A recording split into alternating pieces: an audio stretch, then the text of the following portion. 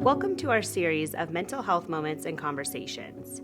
We are doing these to offer different perspectives, often from caregivers, and to offer support so that those with similar experiences don't feel alone. Some examples in this series may be close to your experience, and some may offer a new perspective.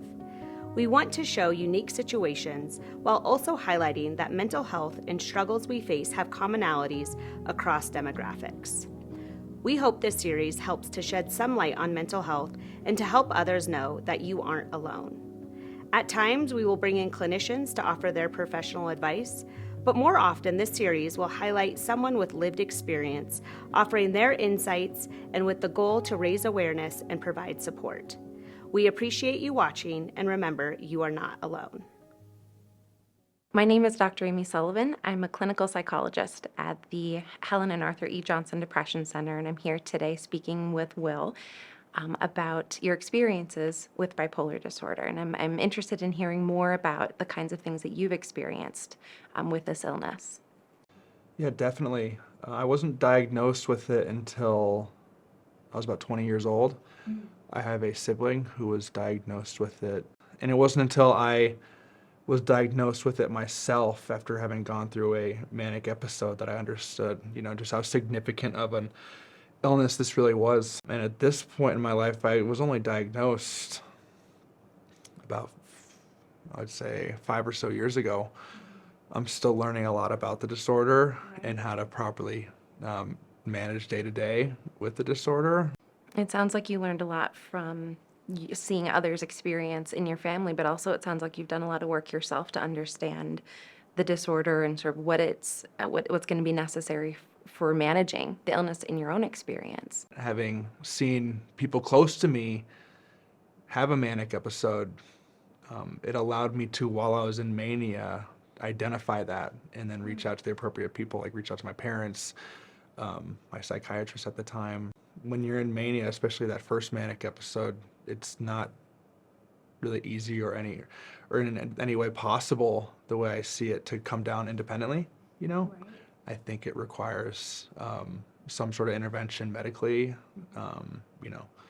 whether it be going to, some sort of like institution for the night, like hospitalization, whatever the case may be. It's not something that I could have come down from myself, and having seen other people experience that kind of showed me that, Well, it sounds like there might be two parts of that are pretty remarkable. That it sounds like you were able to have that insight at that time while you were manic, to know I need to reach out. I'm sort of recognizing these sorts of experiences as an indicator that I need to reach out for help. And also it sounds pretty remarkable that your family and other supports were there to back you up when you asked for help.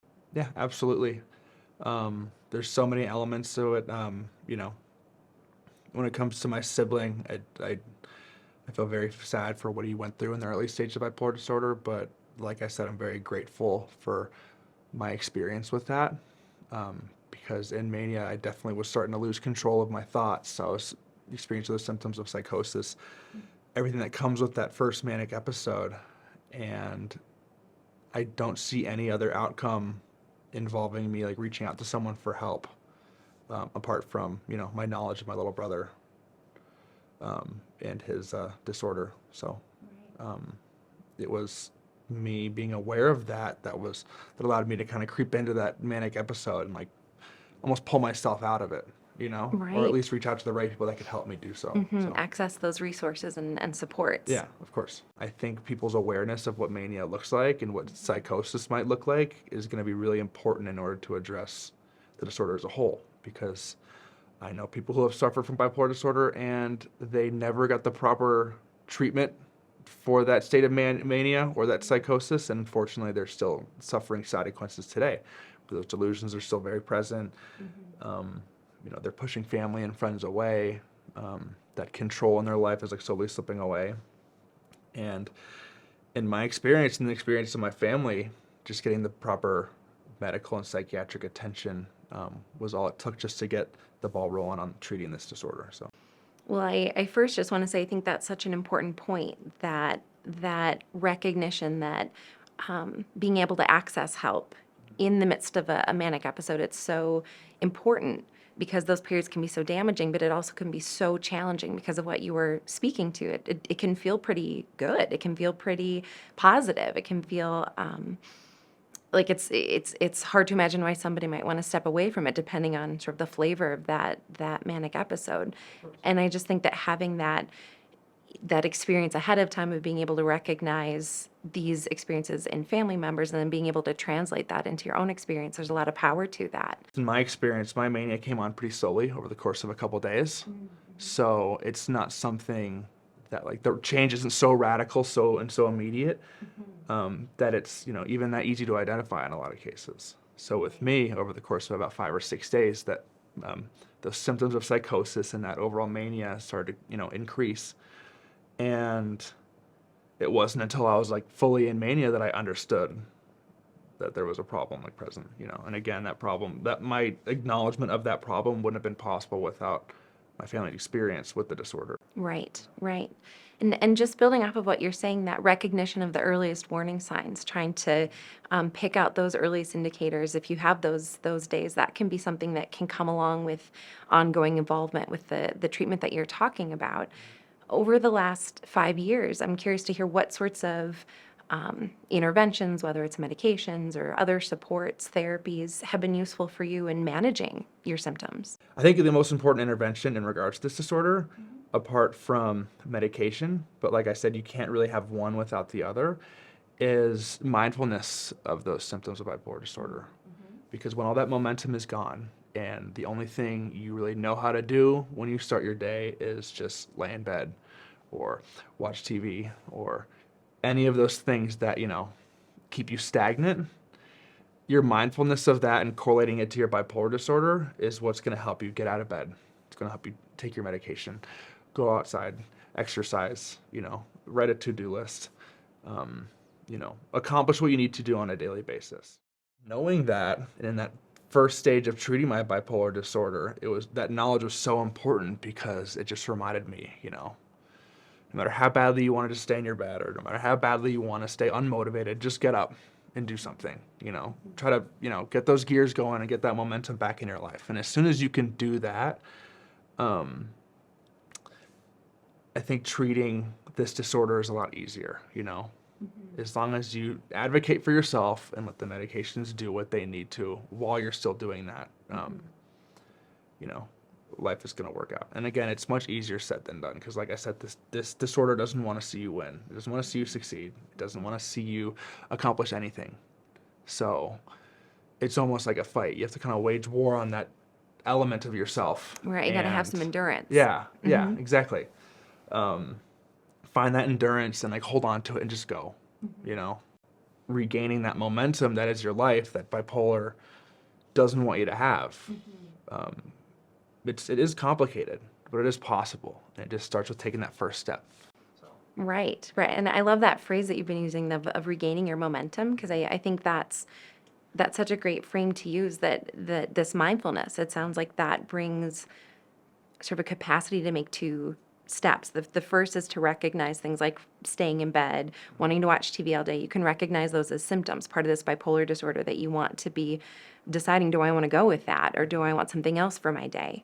And then that awareness of saying, oh, this is a symptom that's trying to keep me in bed, that can help activate a different kind of decision. You go out and make that to-do list. You go out and act in a way that's contrary to what the depression or the symptoms are pulling for. Definitely. I definitely personified the disorder. I think it's important for me to at least give it some sort of identity because I have that knowledge and that awareness that this, like I said, disorder doesn't want to see me thrive. It doesn't want to see me win. It came into my life at, the early stage of my adulthood, seemingly out of nowhere. And from that point forward, it hasn't wanted to see me win or succeed in any way. But at the end of the day, that disorder should not and does not define me. It's something that I'm going to have to manage for the rest of my life. It's something that I'm going to have to work with and improve upon. Like I said, it's only been about 5 years since my diagnosis. I'm still very new to this. But it is not going to be one of my primary identifiers. It's something I'm going to manage on a daily basis. It's something I'm going to be mindful of. And it's not going to be something that I'm going to let, run or control my life the way that it did for me in the early stages.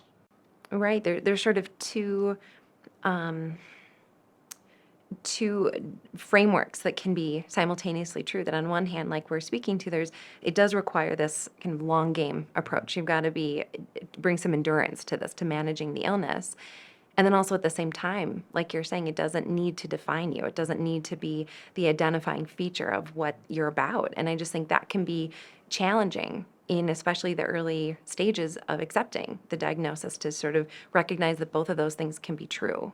I think it's really important to accept that you have this disorder and that it doesn't have any intentions of going anywhere anytime soon, and trusting and believing that through medications and your own self-motivation and mindfulness, you can conquer this thing. You won't let it affect you as long as you do what you need to do, you know? And when I say do what you need to do, that's going to be different for everybody. You got to find what makes you happy. You got to find what motivates you. You got to find what inspires you, and just kind of cling on to that. It's yours as long as you want to go back to it. Just, you know, I think keep your foot forward, you know, just keep taking that next step up, you know, because if you lean into this thing, you're going to fall down. Yeah, yeah, I like that forward orientation. Yeah. What's the next step? Mm-hmm. As you're looking back again over these last 5 years, is there anything that stands out as being especially challenging in the management or learning how to manage or accept this illness? To anyone who has just been recently diagnosed, and is just recently, by recently I mean even in the past year, recovering from a manic episode, just be open with your support systems, be open with your doctors, your caregivers, whoever it may be, and just let them know how you feel. Even if it's, you know, just a small feeling. I mean, it's a very unique feeling, but even in its like slightest form, you can still point it out. So even when that arises, just reach out to someone, call your psychiatrist, call your family, your support system, whatever the case may be. Because definitely in the early stages of my bipolar disorder, those feelings were very present.